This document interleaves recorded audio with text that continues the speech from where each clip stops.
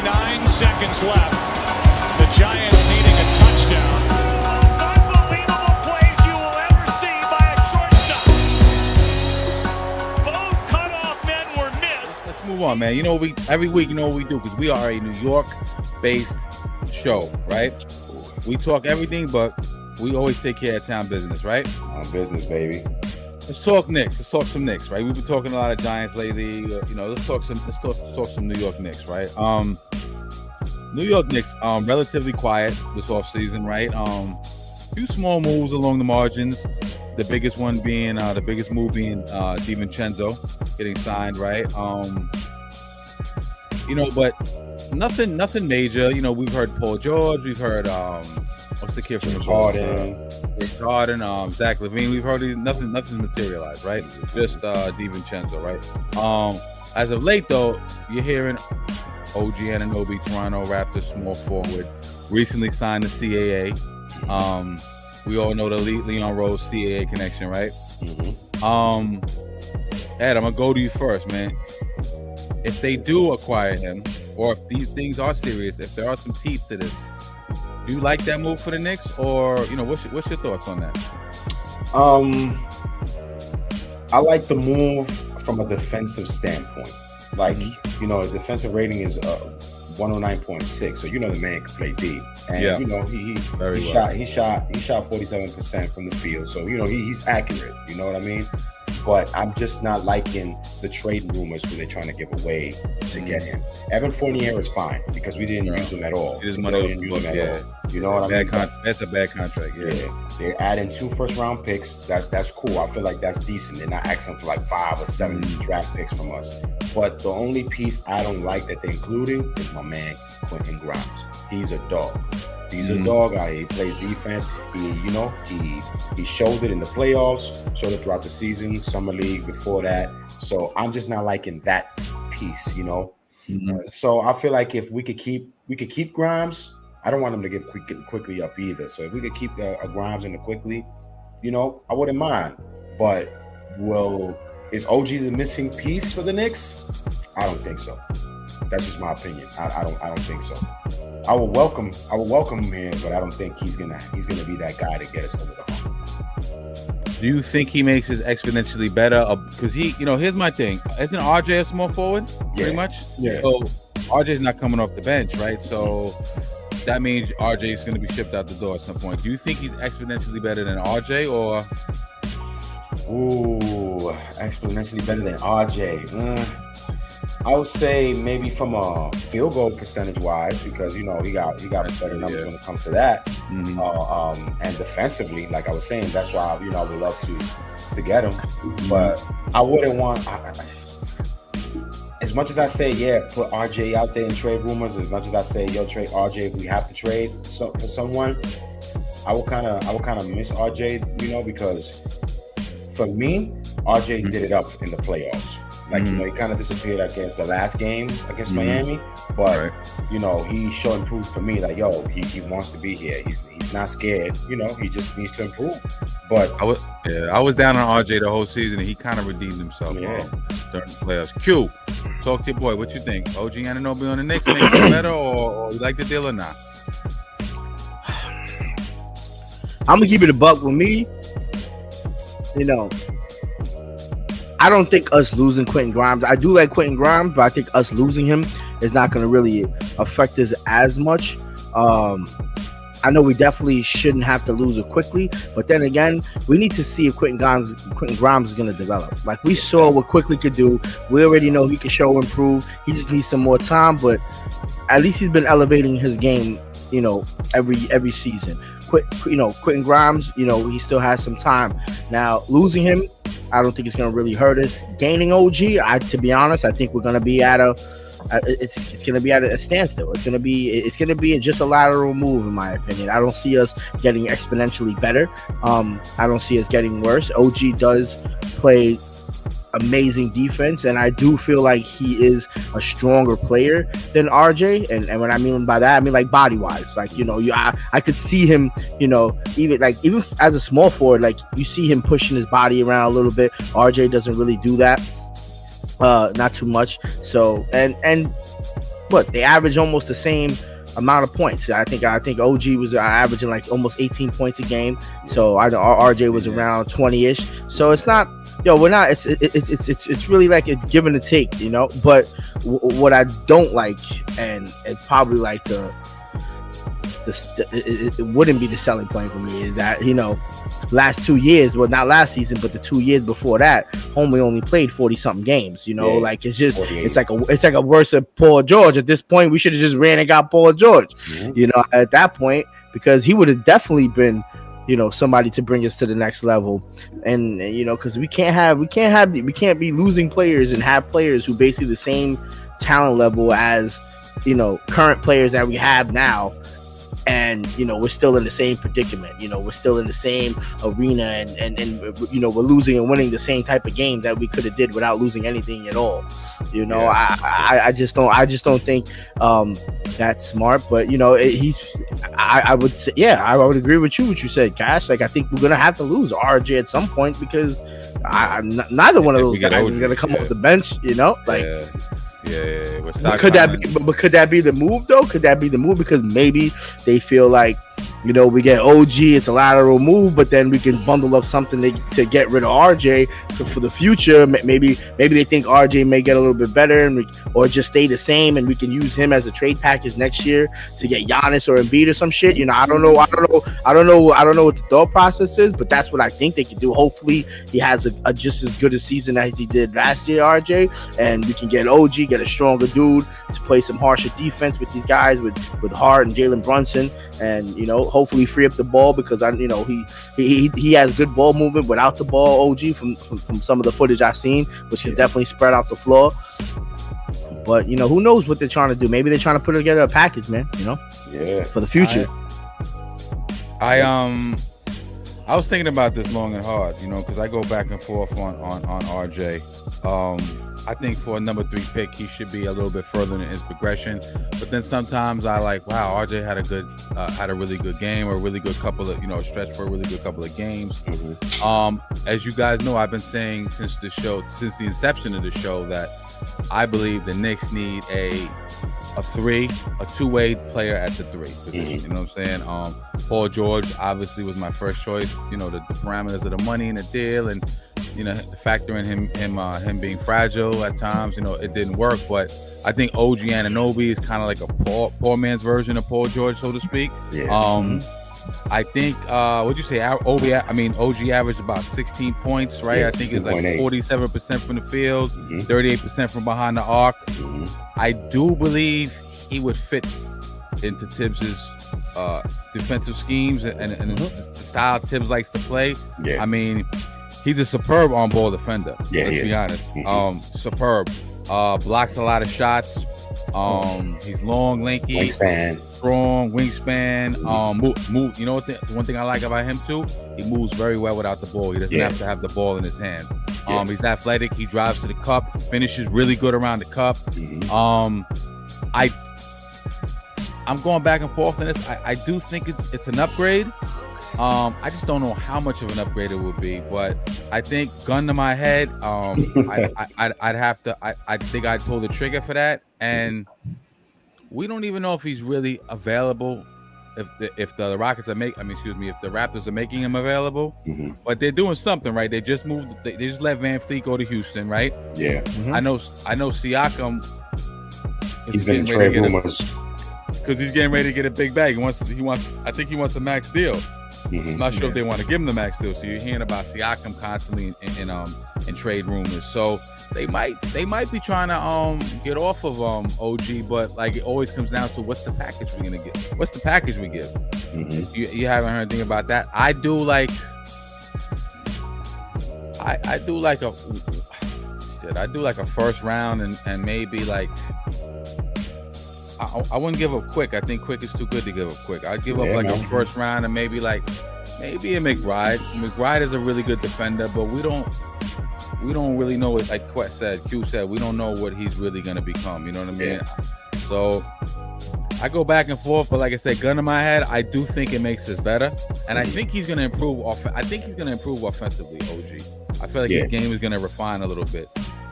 So I guess that's a long-winded way of saying I think I'd be all right with that deal. You pull that trigger. Yeah. No, yeah, like I said, like RJ, he's too inconsistent. Like I do think he is slightly better, like especially in the areas that we need, because I like that strength, that tenacity, that finishing it hard and dunking on you and shit like that. We don't get that from anybody on our team, to be honest.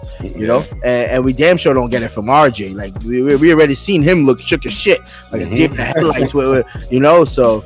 Yeah, but OG be coming down like he ain't scared of like bigger bodies, like you can see he used to play outside in the court with some OGs, right? But like I said, I just don't think it's gonna really bring us like to that, like, oh shit, we got OG, we're gonna win the chip. It's a great piece. I think he's gonna be a good addition defensively too. He'll be a great piece. Like if we do go out for like an Embiid or Giannis next year, he would be a great piece to help that team win a championship. But I'm thinking about this. Imagine if they trade OG for RJ. RJ, you think RJ will embrace playing for his home state, his home country? I think that'd be pretty dope. I think he would.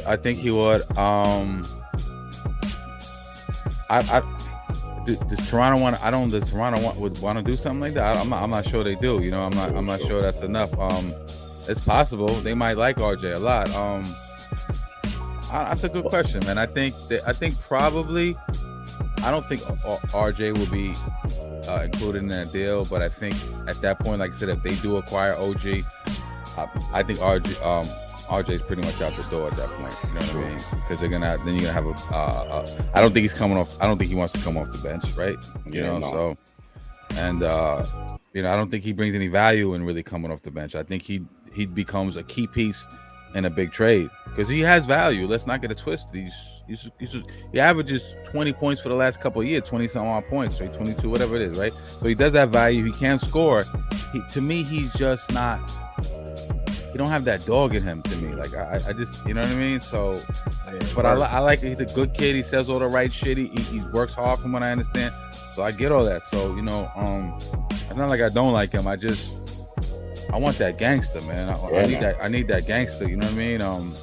But let me ask you guys something. Let me ask you something about this, and this is about the Knicks too. I mentioned earlier when I was introducing the segment that Knicks have been relatively quiet, other than the DiVincenzo and a couple of small moves around the margins, right? They've been a little messed out here, man. There's some people that around the league and in the media that seem to think they could be making a play for Giannis next year, Giannis Antetokounmpo or Embiid. Let's see, Harden might be leaving the Sixers, right? Depending how they do, if the process is over, Embiid might try to, force his way out of there. A lot of people seem to think that the Knicks will be a major player. I don't know if Daryl Morey, the GM of the Sixers, would trade him within the division. I'm not sure, but what do you guys think of that? Do you think Leon Rose and these guys are being quiet and playing possum, and then next year they're gonna try to make a really big move for a sexy free agents like Giannis or Embiid? What do you think, Ed? I think that's what they've been trying to do, but it's like I'm becoming impatient. Like I want to win now. I don't want to wait. We've been waiting. How long we've been waiting? Like, for Christ's sake, last chip was 73. Last time we smelled the championship was 99. Like, I want to win now. Like, I don't want to wait. But if they are working on something, if they are brewing on something that's been very hush-hush, very behind closed doors. You hear this rumor this day, this rumor that day, But at the end of the day, yeah, that's sexy, having an Embiid, having a Giannis. But how much are we going to give up to get either or? You know what I mean? How much of a king's ransom for any of those guys? King's ransom. We worked so many years to get to this point, keeping our draft picks, keeping our young players, developing our young players. Like, look, they already gave away Obi. Who knows if Obi's going to become a crazy talent in the Pacers? Now, imagine we give up a Quickly, a Grimes, a RJ, a McBride, like 4 players, picks to get a Embiid and a Giannis. Then where does that leave us? Then we're gonna have to scramble and get like these guys on minimum vet minimums and everything. Like, I don't know where. I don't know what's going to happen to the state of the team overall, depth-wise and stuff. Because look at the Suns, what they're going through. Like the Suns, yeah, they got their big three, but now they're scrambling and try to, sign all these players. So the Knicks can find themselves in the same kind of situation.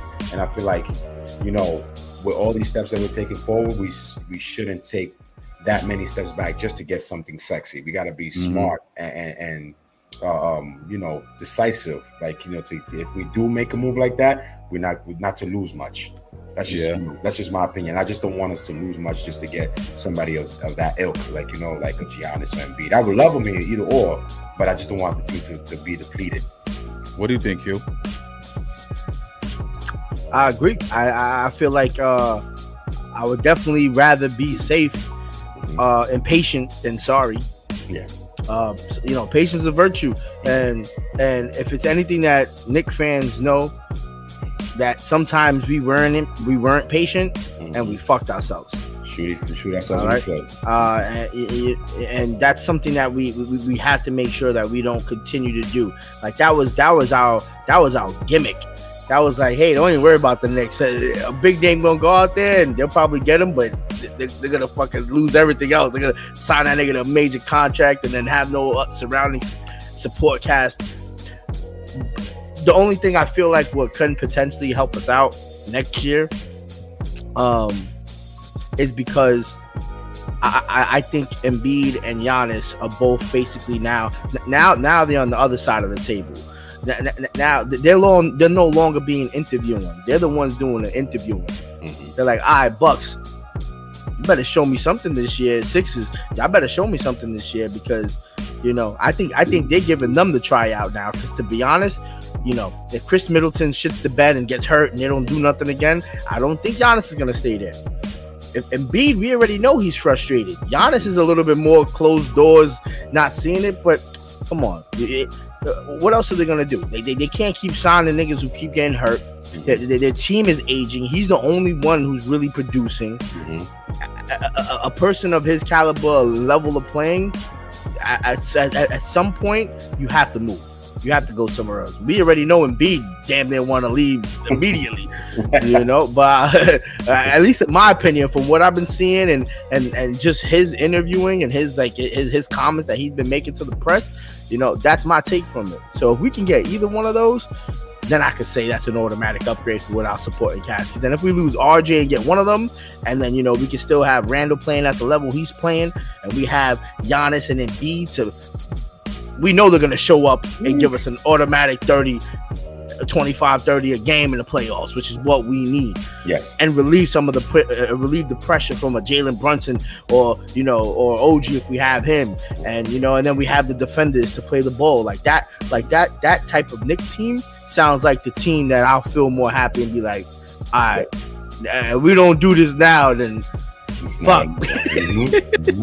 I think Giannis would blow up in a big market like New York. I know a lot of people say this is the age of the internet. You don't really need the big market. LA and New York aren't as valuable in terms of coverage and marketing as they were years ago. But I think that's bullshit. I think if you're in a New York market or LA market or a big market, it's going to benefit you off the court with all your business endeavors, right? Oh, hell yeah. Only thing I'm looking at is that I'm not sure Knicks, although they have a lot of draft picks, I'm not sure they have a good enough package to land a humongous fish like that. Because I just pulled up their draft assets for the next couple of years. Yeah, a lot of the picks are unprotected, right? Or protected. 2024, they have a first round. The Mavericks first round, right? It's top 10 protected. They also have their own pick. Let's hope that it's not going to be that high. That means they have had a bad season, right? So let's hope it's not that high, right? They also have a Wizards pick, top 12 protected. Pistons pick, top 18 protected. They got a Jazz and Cavaliers pick, not protected, but the Cavaliers and the Jazz should be better at that point. You know what I mean? So that might not be that high. Then they have two picks from the Pistons. We'll see what we'll see if they progress. We don't know. Then they got a Bucks pick that's top 4 protected. So they do have assets and they have some young players, but I don't know. I don't know. I'm not sure if they have all the guns and all the ammo to actually get something like that done. I don't know. You know what I mean? If I were the Knicks, yeah, I feel like Giannis has showed a lot of loyalty to Milwaukee, to that Milwaukee franchise. Drafted him at 19 years old. Took took a chance on him, and look what he became. Brought him a chip after so many years, like what 45 plus years. Never won a chip. I say that to say this, like, why can't the Knicks be a little bit more patient instead of like blowing up the team to get him? Isn't he a free agent the year after this season, 24-25? Isn't he in free agency 25 and 2025? They're gonna try to move him and get something for him, then get nothing. So they'll move him, and then you run the risk of him signing, extending with another team, so to speak. But I do agree with that philosophy, though. Yeah, because if he does come to this market, here he's from Greece or whatever. He's Nigerian, but born and raised in Greece. He'll have a big following here in New York. Like when it comes to like his native country from Greece, he'll have a big following. I would start eating spinach pies every day if he comes to this bullshit. Yeah, you know what I mean. Motherfucker. I felt like he showed. I'm sorry, Q. I felt like he demonstrated a little bit of his frustration when he saw that his team couldn't win without him in the playoffs. You're the top team all year. You guys had the longest winning streak in the season from every team. And from that speech that he gave at the end, from the interview, you could tell he's frustrated. You could tell that he's like, damn, this team can't win without me. You know what I mean? Yeah. And Chris Middleton's not the same player anymore. He's not. He was a couple years ago. He's been very fragile the last couple of years. He's been very fragile. So, I don't know. If like I said, if I were the Knicks, I'll probably wait. But you made a great point, Cash. Any other team could come in and sweep them away and just destroy their whole team just to get a player of that caliber. Yeah, he's going to be the most heralded and coveted and sought after free agent in the last since LeBron in 2010, I would think, right? Yeah. Yeah, man. So we'll see, man. I know I'm an impatient guy too, but I don't want to give up the farm and mortgage the future.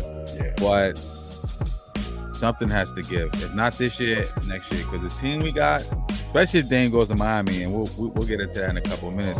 But I just think that the Celtics will have gotten better. Miami will have gotten better.